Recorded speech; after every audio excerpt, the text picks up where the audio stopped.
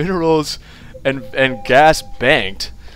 And so what he will, oh, it looks like there was going to be a drop over here, and the drop is going to make it through. All these units are going to fall down here. There's a ton of mutalisks, though. They are boxed up. The Thor is doing a lot of splash damage, and nicely done there by Nuku to sneak his way in there, but will he be able to do anything? Because look at the concave from cubert.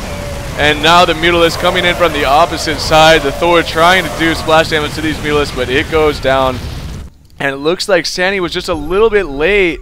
SaNY needed to try and press this during that engagement. The problem is, look at all these tanks. It's so difficult to deal with without any Colossi that have 9 range, and without any Phoenix to try and lift those tanks off. He's in a lot of trouble. He has these High Templar, but really those are geared towards killing the Marines. He could use a few side storms on these tanks and kill them. The problem is that by the time that happened, all the side Templars would probably be dead. The Brood Lords have made it.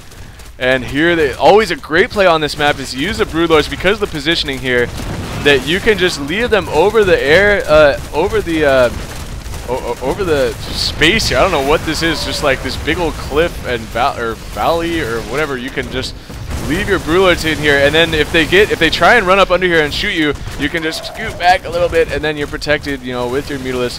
So it's going to be so annoying. As you see, Nuku is going to try and stim up here, run under, and focus down as many of these Brood Lords as he can. Brood Lords need to pull back.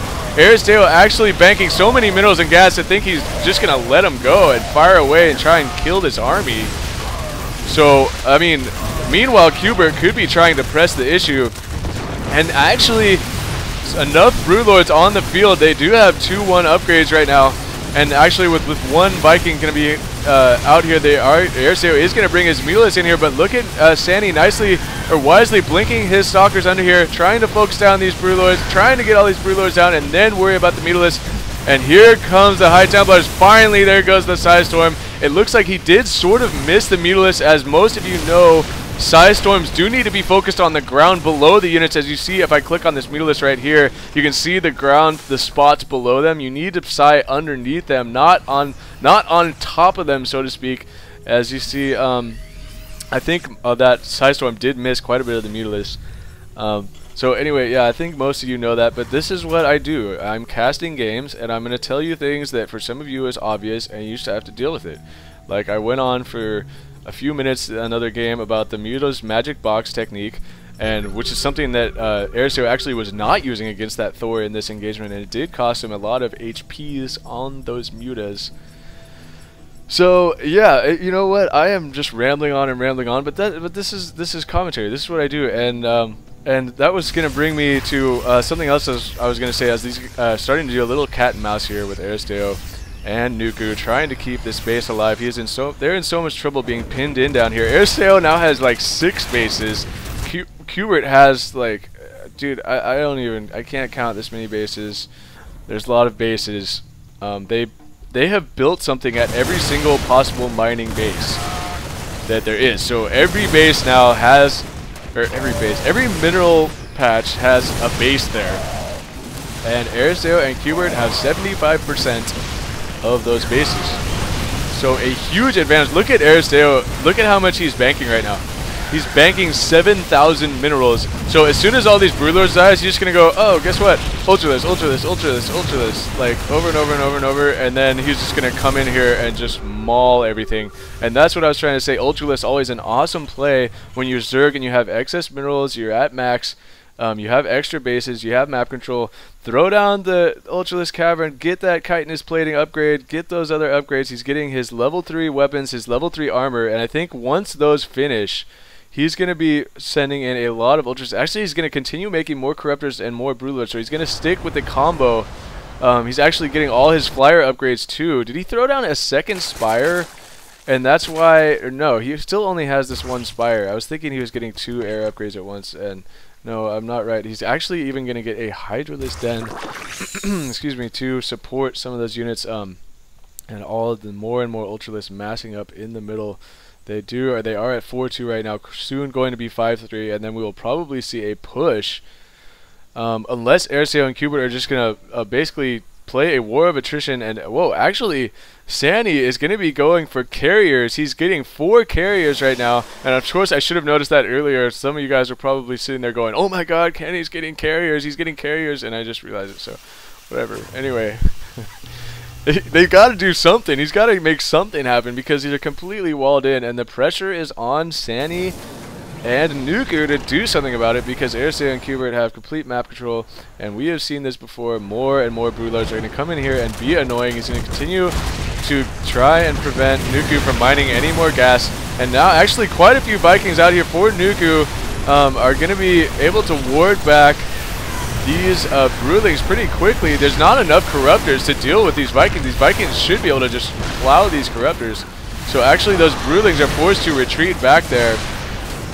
And so well done there by Nuku. I mean, every little victory counts. He was able to kill a few Broodlords and kill off those Corruptors.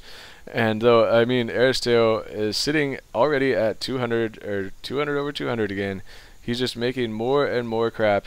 And so I was going to talk about something. I think I know that my name on here is Irie StarCraft, and I named it that for a reason because I like being Irie and I like playing StarCraft when I'm Irie. But there's something I'm coming to realize here as cubert has snuck a dropship. He's using 2 dropships to repeatedly bring more and more units over here, and they still don't even know about this. And here comes the stim. I'll continue that tangent later as the stimmed up Marines are going to come in here and just plow all these production buildings. Is he going to notice these starports? If he can get in here and kill these starports before the carriers come out, that would be huge. But it doesn't look like he's going to. Instead, he's just going to plow all these warp gates, and there goes the side storm. Nicely done by SaNY, just annihilating all of those Marines and medevacs. The problem is, like I said before, that cubert has, as he says, I don't know what any of that means. I'm not going to pretend that. What the hell? Wait, I just realized that he has 6 command centers down here. He doesn't even need SCVs. He's just mules. Just using mules for everything. He's not even getting gas over here. What is cubert doing? This is crazy, man.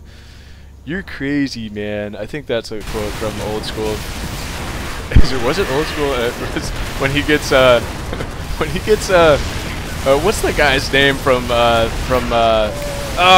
American Pie that like stabs him with the tranquilizer, stabs Will Ferrell with the tranquilizer, and he's like, "You're crazy, man. You're crazy." Anyway, that's enough of random stuff about that. But I was saying, as there is another lull in engagements, I was gonna say that being Irie is awesome, and anybody who voted for, what was it, Prop 19 in California, you are awesome, and one day it will be legal, and we'll all look back and go, wow, those years of prohibition were so ridiculous. So anyway, that's cool and everything, but Aristeo is just throwing hatcheries around it. This is getting absolutely ridiculous. Aristeo and cubert need to just unsiege all these and come in here and kill them.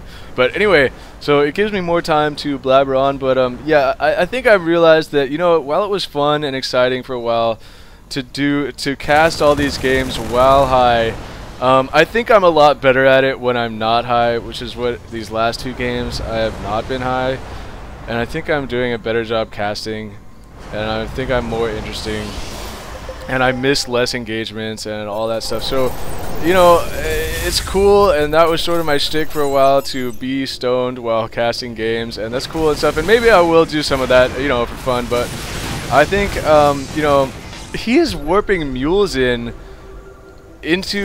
his opponent's base. I think he is just toying with them at this point. He's warping mules down. He's putting mules down in his opponent's base. Come on, guys, just kill him already. Anyway, okay, so yeah, I think I'm gonna start casting games not Irie, because they're better. But I encourage all of you to be Irie while you watch this, because it's definitely entertaining, and to be Irie while you play StarCraft, because it's fun too and stuff. So Nuku, he's actually flying his command center around. I don't know what he's doing with it. This is getting a bit ridiculous, this game. This is in StarCraft time, 35 minutes, and there's been no doubt who is going to win the entire time except for the very beginning, when Nuku and SaNY attacked with Zealots and Marines. And since then, Aristeo and cubert have had a huge advantage. Aristeo just has drones sitting here.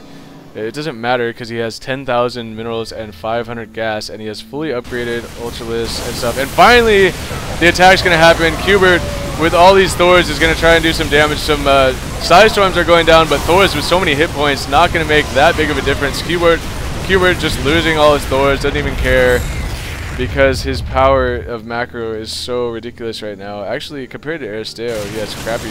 Where'd all those Ultras go? They're still just sitting here. Dude, Aristeo, just put all these units and say attack move, and the game will be over. And the semi-final match will be over.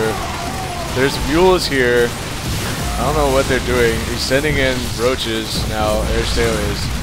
And just toying with the opponents. If I were Nuku and SaNY, I would probably just GG right now because I'd be pissed that they were just toying with me. There's like 30, 40 probes on one mineral patch, now on no mineral patches, and there's nowhere for them to go. There's no mineral patches. There's a lot of carriers. So SaNY actually, with so many carriers out here, they're gonna wreak havoc on these Ultralisks. So this actually could get a little interesting.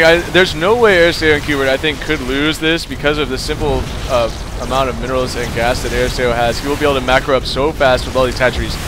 But there are a ton of carriers, so what really needs to happen, and there are a lot of Viking support.